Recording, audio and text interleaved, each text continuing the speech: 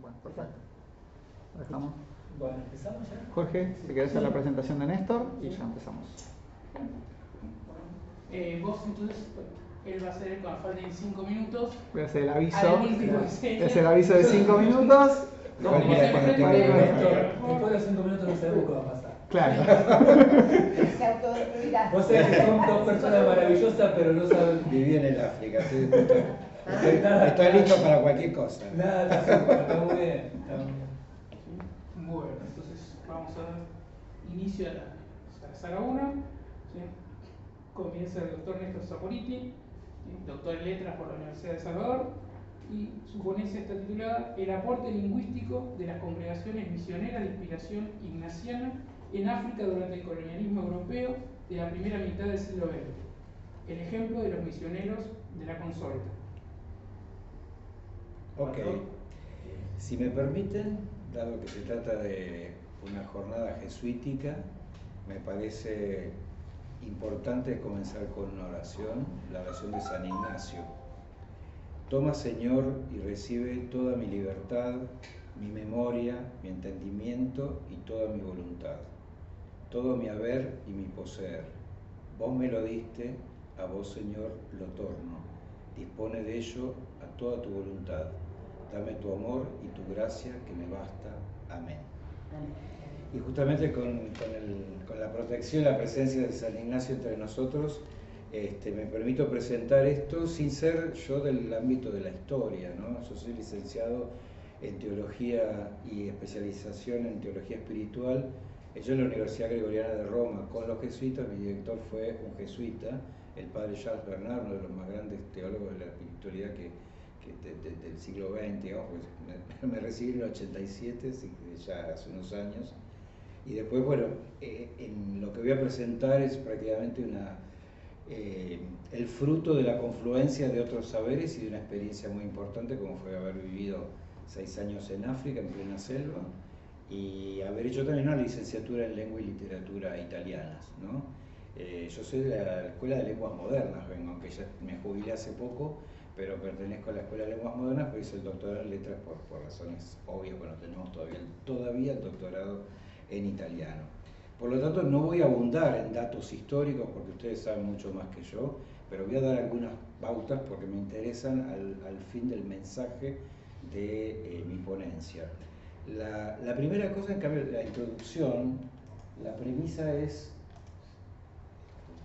Ahí está, perdón, tengo que volver atrás. La introducción es que allí donde haya seres humanos siempre va a haber comunicación. Si una cosa caracteriza al Homo sapiens, claro, no voy a leer, voy a tratar de transmitir espontáneamente lo que tengo para decir, también por el tiempo que tenemos a disposición. Donde haya seres humanos, donde haya una comunidad, siempre va a haber comunicación. La comunicación va a ser oral o escrita y a veces simplemente oral. No hay comunidades en las cuales no haya comunicación oral. Puede haber comunidades aborígenes, llamémosle así, aunque no sería el término justo, que pueden no tener escritura, pero sí no hay ninguna comunidad donde no haya algún tipo de comunicación. Si nosotros pensamos que en parte es lo esencial de la existencia humana, porque todos nosotros nacemos en una familia y lo primero que aprendemos es a comunicar oralmente, y 6 años después, cuando con la escolarización aprendemos a escribir, eso un poco nos está diciendo y justificando por qué también en lo que se puede decir documentación, entre comillas, podemos decir que el hombre, el Homo sapiens, aprende a hablar hace 50 o 60.000 años, fíjense, 10.000 años de imprecisión, porque no tenemos documentos de la oralidad, pero sí tenemos de la escritura, que es de hace 5.000 o 6.000 años. Hay una diferencia de, si tenemos en cuenta, 45.000 años entre un tipo de comunicación y la otra. ¿Por qué digo esto? Porque justamente para delimitar el título de la ponencia es el aporte lingüístico de los misioneros. Cuando se estudia la historia de la Iglesia en teología, se estudia la expansión de la Iglesia, los papados, todo lo que tiene que ver con lo jerárquico generalmente, ¿no? Y muy poco la historia de las misiones. Y cuando se habla de las misiones, o sea, de la expansión de la iglesia, se habla generalmente de todo lo que tiene que ver con la organización, la expansión, la conquista, y muy poco de un trabajo a veces muy específico que hacen los misioneros, que tiene que ver no solo con lo que podríamos llamar en general promoción humana, sino ese primer paso que tienen que dar para poder hacer el anuncio de Jesucristo a quienes no lo conocen, que es aprender el idioma local. Esto es interesante decirlo ¿por qué? Porque justamente el contexto, que es el contexto del colonialismo, nos podría hacer pensar que en el África, como sucedió con otros países, como sucedió en América, nuestra experiencia que es mucho anterior a la del África, pensemos que la colonización africana empieza ya en el siglo XIX y termina con la independencia de los países africanos, la mayoría en los años, entre los años 50, 60 y algunos 70 del siglo XX, es muy posterior a la de América. Aquí nosotros hablamos una lengua de la colonia, ¿sí? Es el español que hablamos, porque las otras lenguas locales fueron anuladas, salvándose un poco el quechua, el guaraní y alguna otra. En el África, en cambio, uno podría pensar, bueno, era más fácil imponer también allí un idioma y sin embargo siguieron conviviendo las lenguas locales. Entonces el aporte lingüístico de los misioneros no fue justamente adoptar la lengua de la colonia, sino justamente aprender la lengua local. Hoy podríamos decir que es algo descontado, sin embargo no lo era tanto. ¿Por qué?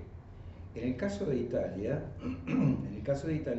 el colonialismo italiano, que es bastante tardío con respecto al resto de Europa, se da en dos periodos. Un primer periodo, el periodo liberal, de gobierno liberal, entre 1882 y 1921, y el segundo periodo que arranca en 1922 hasta 1943 con el periodo fascista.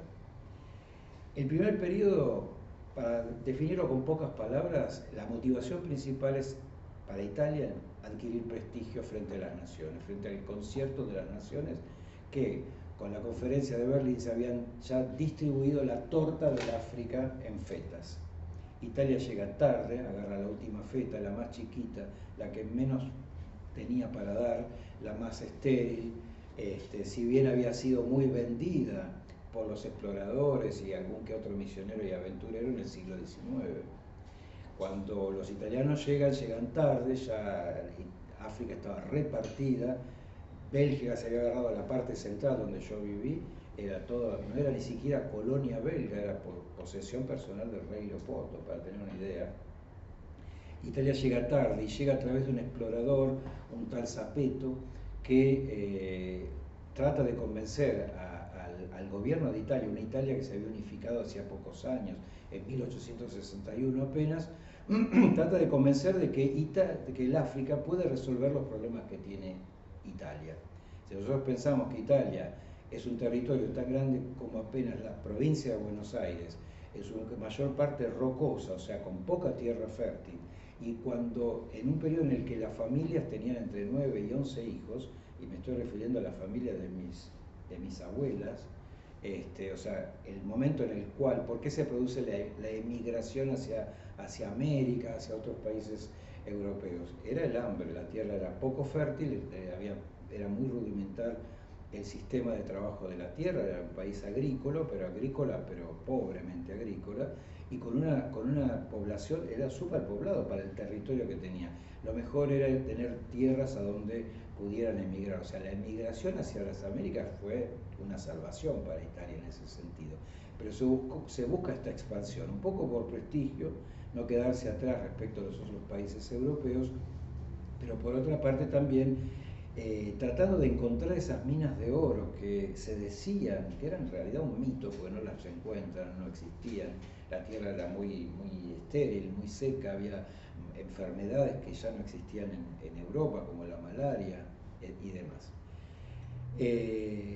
Italia llega incluso la tiene que ayudar Inglaterra, compran una bahía, un armador de barcos, ni siquiera el gobierno italiano, y solo 8 años después, tras mucho trabajar en el parlamento italiano, logran comprar esa bahía, la bahía de Assab, y plantar la tricolore, la bandera italiana, por primera vez en 1869.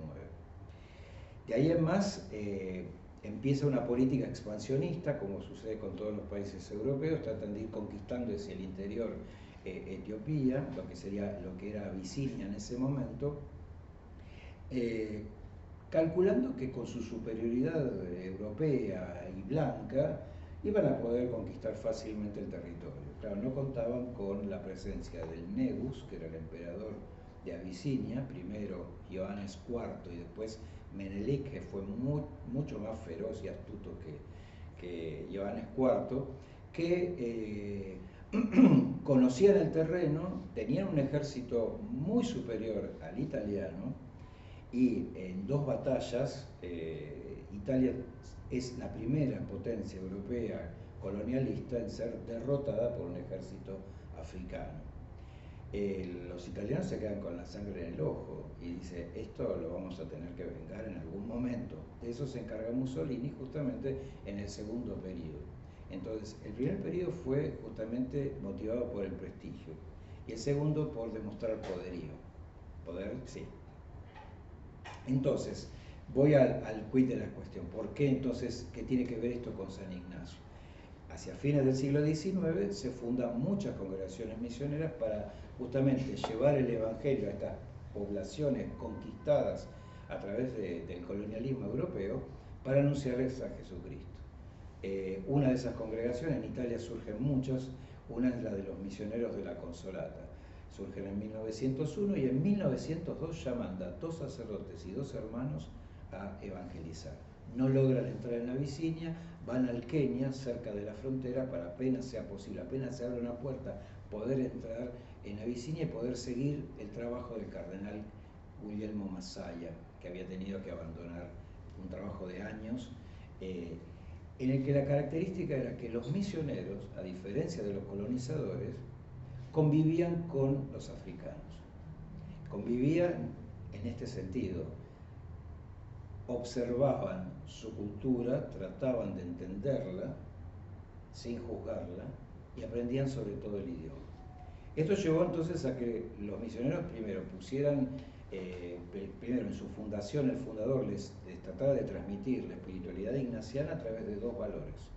Uno, que hicieran todo para la mayor gloria de Dios, el famoso Ad Maiorem Dei Gloriam, y el segundo, que imitaran a San Ignacio y después sus discípulos, San Pedro Claver en América y San Francisco Javier en Asia, a través del celo apostólico.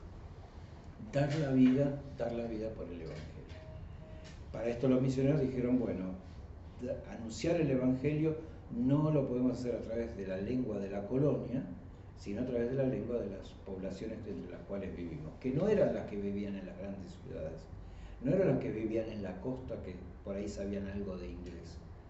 Ellos son conscientes que están trabajando con las tribus más primitivas, con las poblaciones, no me gusta hablar de tribus, las poblaciones más primitivas, y que es el deber de ellos aprender el idioma, que es la puerta de su cultura. Y a partir de ahí empiezan a sistematizar las lenguas. Siguen 2 métodos. Uno es el método dichiarativo, el otro el método ragionato. El dichiarativo, así lo llaman ellos, tiene que ver con todo lo que surge, toda la información que surge del contacto directo con la gente. Eso se vuelca a través de gramáticas y de diccionarios, pero también hay vocabularios y frasarios, así lo llaman, que son libros de frases que hoy diríamos es una especie de método asimil, con las preguntas ubicadas, sería toda la parte de funcionalidad de la lengua, en el mercado, en el hospital, en el correo, en el puerto, en la escuela, las frases que servían para eso. Es muy moderno el método que usan. Y uno dice, bueno, se formaron en lingüística para hacerlo, y eso es lo más interesante. No estaban, ninguno de ellos era lingüista, o sea, trabajaron por imitación, tomando como modelos las gramáticas y los diccionarios de la época, pero en la versión más moderna, porque el siglo XIX en Italia justamente marca el paso el pasaje de los diccionarios y gramáticas puristas, clasistas, de una lengua literaria perfecta, a todo lo que fueron gramáticas y diccionarios del uso del italiano, que incluían entonces el uso cotidiano de la lengua, aunque no fuera perfecto. Eso, en el concepto de ellos, en este contacto cotidiano con gente sencilla que vive en medio de la selva, era fundamental. fundamental. No era para hacer literatura, era para poder comunicar y anunciar el Evangelio a los últimos de esta tierra. Entonces, no pierden nunca de vista, ahí está el celo apostólico. Entonces, en adaptarse a la realidad de la gente con la que vivían. Esto hace que, por ejemplo, en los diccionarios no aparezcan tal palabrita en Kiswahili, se dice así en italiano, o tal palabra en italiano se dice así en inglés y se termina ahí. No, esta palabra, atención, si es dicha en un contexto tal, a una mujer que está en tal situación, hay que tener cuidado porque puede ser interpretado de esta manera. O sea, no eran diccionarios donde aparecía solo el significado de la palabra, sino el contexto cultural y toda la interpretación que se podía hacer del uso de esa palabra. O sea, eran riquísimos en contenido cultural. Esto surge del contacto directo con la gente, ¿no? Las gramáticas son dentro de todo modernas porque incluyen algunas, no el tema sustantivo, capítulo 2, adjetivo, el verbo, tiempo, no, lecciones en la escuela, diálogo, después vocabulario, gramática, ejercicios. O sea, un concepto muy moderno, casi como un método, un manual para aprender el idioma. Y en los ejercicios de traducción. Frase en lengua africana, y después con la posibilidad de hacer una traducción literal, palabra por palabra, qué significa, y después la traducción correcta, dicen ellos. Traducción correcta, que es lo que sería la traducción, ¿cómo diríamos eso hoy en italiano? Porque los misioneros advierten, no se sabe el idioma cuando se sabe el significado de cada palabra, sino cuando se entiende el significado profundo de una frase, si no dice, calcamos la estructura del italiano con palabras en lengua africana. Esto es maravilloso porque tiene un concepto muy moderno de lo que es la traducción. Se podría hacer hasta una tesis del método traductivo que tuvieron, el método de traducción de los misioneros que justamente dicen, la lengua va comprendida a través del conocimiento de la cultura. Hoy los traductólogos en Italia hablan de lengua-cultura, que no se traduce una lengua, se traduce de una cultura a otra cultura. Y este concepto es maravilloso. Se inspiran, repito, en San Ignacio, se expanden en 5 países diferentes en la primera mitad del siglo XX. Yo tuve contacto directo en mi trabajo de campo para la tesis doctoral con más de 100 fuentes escritas en papel vegetal con 3 papeles carbónicos, o sea, de las cuales hay solo 4 copias. Una iba al superior general en Roma, en Turín, perdón, en esa época. Las otras 3 quedaban en la misión para los misioneros que llegaban pudieran aprender. Y cuando tienen ya un material, 25 idiomas codificaron de esa manera. Que en gran parte con el contacto directo con la gente y en parte a partir de otros materiales, pero adaptándolos, simplificándolos para que sirviera a comunicar con la gente del lugar. Y la gente, sobre todo, la más sencilla. Este espíritu de contacto con la cultura tiene que ver con la formación ignaciana. No por nada, Matteo Ricci en China incultura ya la liturgia de la misa, algo innovador, se anticipa al Concilio Vaticano II de cuánto. Mientras que los franciscanos no, tienen una cierta resistencia, o sea, los jesuitas siempre fueron un poco a la vanguardia de la evangelización del trabajo pastoral. ¿Pero por qué? Porque tenían en claro esto, que no se puede anunciar a Jesucristo, o no puede ser entendido el mensaje de Jesucristo, si no se conoce la cultura de los destinatarios de ese mensaje. Como estos misioneros de la Concepción, yo al final no pasé las diapositivas, bueno, lo van a ver después, pero me entusiasmo charlando del tema, pero es muy importante, bueno, hay imágenes, bueno, no pasa. Es muy importante este concepto, ¿no? El contacto con la cultura. Si no le imponemos al oyente un mensaje que no es comprendido, lo comprendemos nosotros, pero no quien lo recibe. Gracias por todo.